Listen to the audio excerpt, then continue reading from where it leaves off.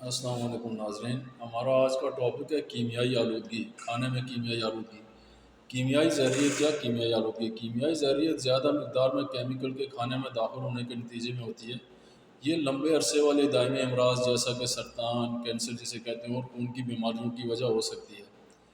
کھانا کھانے کی عادات میں تبدیلی، کھانوں کی زیادہ تیاری اور کھانوں کی شیلف لائف بڑھانے کے لیے نئے طریقوں میں انڈسٹری میں کیمیکل کا استعمال بڑھ گیا ہے، اور جس کی وجہ سے جو فلیور یوز کرتے ہیں، کلر یوز کرتے ہیں اور غذا کو محفوظ بنانے والے کیمیکل یوز کرتے ہیں۔ اس کے علاوہ یہ ایک ریزن ہوتی ہے کیمیائی آلودگی کی، اور دوسرا صفائی ستھرائی اور جراثیم کشی اور کیڑے مارنے کے لیے کیمیکل استعمال کیے جاتے ہیں۔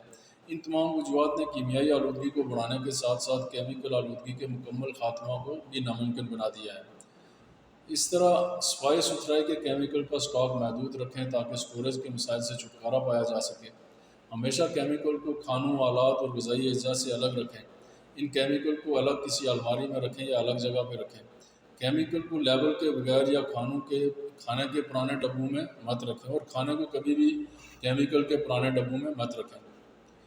پھر کیمیکل کا استعمال احتیاط سے کرنا چاہیے۔ کیمیکل کے خالی برتنوں کو خوراک کے لیے استعمال نہ کریں۔ پرانے خوراک کے خالی برتنوں میں ہرگز کیمیکل استعمال نہ کریں۔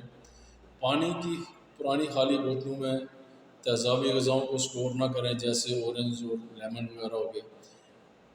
کھانوں کو نیوز پیپر یا جو اخبار کے پرانے ٹکڑے ہوتے ہیں ان سے مت ڈھانپیں۔ کھانوں کو المونیم اور تانبے کے برتنوں میں زیادہ وقت کے لیے مت رکھیں۔ رنگ دار پولیتھین کے تھیلوں میں کھانوں کو ہرگز استعمال یا سٹور نہ کریں، صرف فوڈ گریڈ برتن استعمال کریں۔ پھر کیڑے مکوڑوں کے کنٹرول کے کیمیکل والے پنجرے اور سپرے وغیرہ غذائی احاطہ جو کہ پیکنگ وغیرہ سے دور رکھیں۔ بغیر لپٹے کھانوں کو ڈھانپ لیں جب کیمیکل کا استعمال کرتے ہیں۔ ایسے کھانے جو کیڑے مار کیمیکل سے آلودہ ہو جائیں انہیں فوری طور پر ضائع کر دیں۔ کیڑے مار کام کے خاتمے کے بعد، کیڑے مارنے کے لیے جو دوائی استعمال کرتے ہیں وہ کام کے خاتمے کے بعد یا رات کو کریں، اور اس کے بعد پوری جگہ کو صاف کر دیں، اس کی ڈیپ کلیننگ کر دیں۔ صرف وہی آدمی کرے جس کی تربیت ہوئی ہوتی ہے، تربیت یافتہ آدمی سے ہی کروائیں۔ اور صفائی ستھرائی کے کیمیکل کا استعمال محفوظ بنانے کے لیے ہمیشہ تیار کنندہ یعنی مینوفیکچرر کی ہدایات پر عمل کیا جانا چاہیے۔